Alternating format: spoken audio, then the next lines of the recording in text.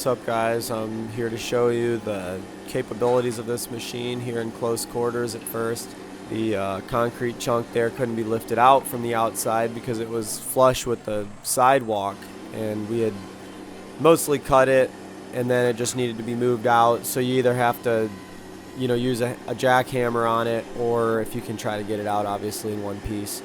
So I don't know of any other machines that would really fit inside the quarters that we were working with here.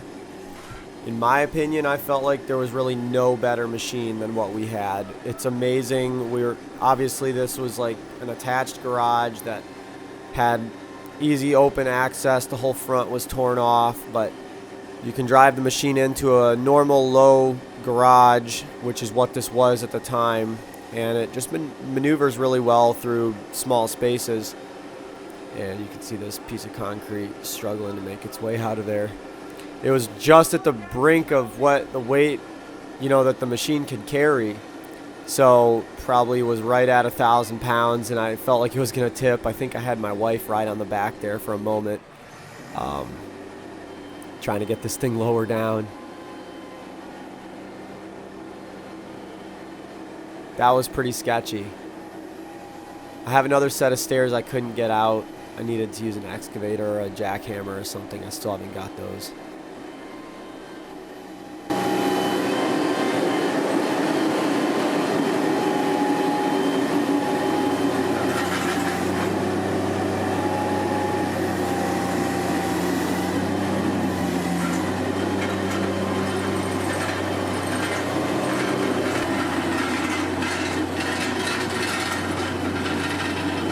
Just so you guys know, there's not really a better way to cut up this roof than what I did here in this video. I know it looks like abusing a chainsaw, but it kind of is.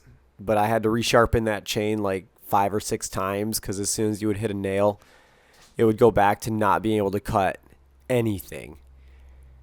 But that's not the point of this video. I just wanted to let you know, because I know somebody's going to be triggered by that. You guys didn't get to see me start this process, where I attempted to take apart the roof with basically pry bars, hammers, chisels, and a sawzall, but this was not possible.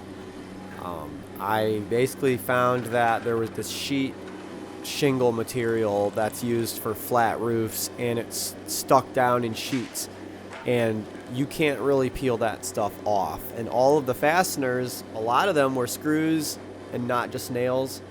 And so a lot of the fasteners, because you couldn't find the heads of them without peeling that asphalt sheet off, there was just no way. It was impossible. I mean, I was prying off like 1 or 2 little inches at a time. There were no gaps under there. There's this sticky stuff that basically permanently adheres to the surface underneath. And yeah, it was very hard to work on by hand. So the Bobcat to the rescue, right? And I came face to face with this problem, and I said, I have to use a chainsaw. I don't know any other tool that can cut this. I attempted to use a sawzall, and the sawzall simply couldn't handle the work level that was required for cutting 2x4s, asphalt shingles, and metal all at once. So this is how it played out. But look how well this machine did.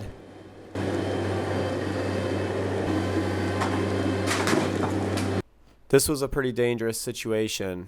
I don't really know of any other way that I could have got this taken care of without the Bobcat.